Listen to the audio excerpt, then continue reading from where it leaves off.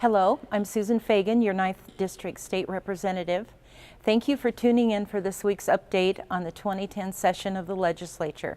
Moving into week 4, the legislature headed toward its first cutoffs, the self-imposed deadlines to keep the timeline of the session on track. Tuesday, February 2nd, was the cutoff for policy bills to be approved, or as we say, reported out of committee. Budget-related bills had a few extra days to clear their committees.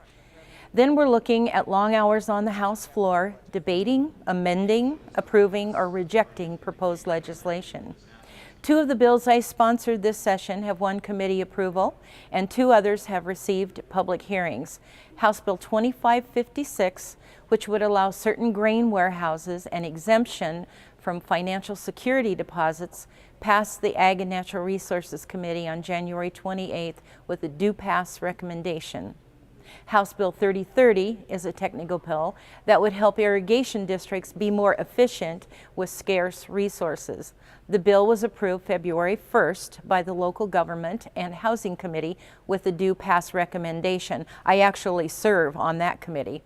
House Bill 2839, which concerns the City of Pullman, had a hearing in the House Ecology and Parks Committee on January 25th. Urban areas that collect stormwater runoff in municipal separate storm sewers and discharge it to surface waters are required to have a permit under the Federal Clean Water Act.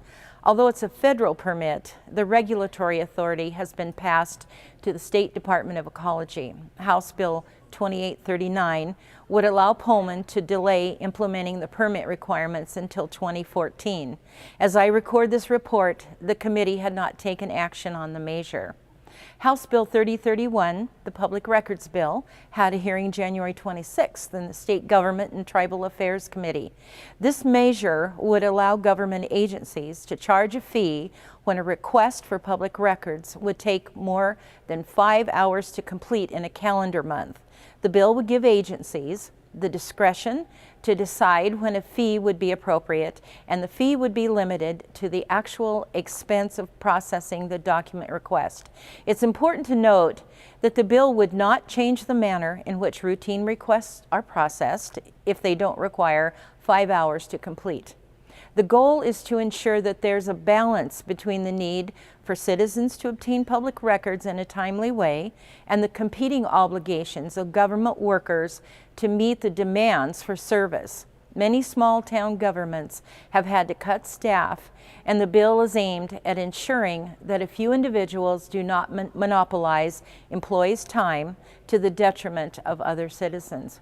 We are hopeful the measure will move forward this session. But if not, we've started the conversation. It's an issue I will continue to work on and refine in the months ahead.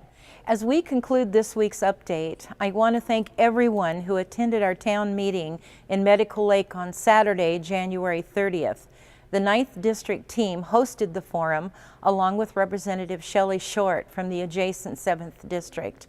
We set up the meeting because the Pine Lodge Correction Center was on a list of several prisons the state wants to close to save money, and we wanted to hear firsthand from citizens, family members, community leaders, and local officials about how the closure would affect them. When the plan was first announced, there was discussion of transferring the inmates to women's facilities on the state's west side. That would create visitation hardship for inmates with family ties in eastern Washington, particularly during the wintertime. The closure of the center would also mean the loss of about 100 jobs. About 200 people attended the meeting Saturday, and we deeply appreciate everyone's participation. 2 days before the town meeting, the Department of Corrections announced it would delay its plans to close Pine Lodge. That's encouraging, but there's no assurance that the center might not be back on the table as the budget talks continue in Olympia.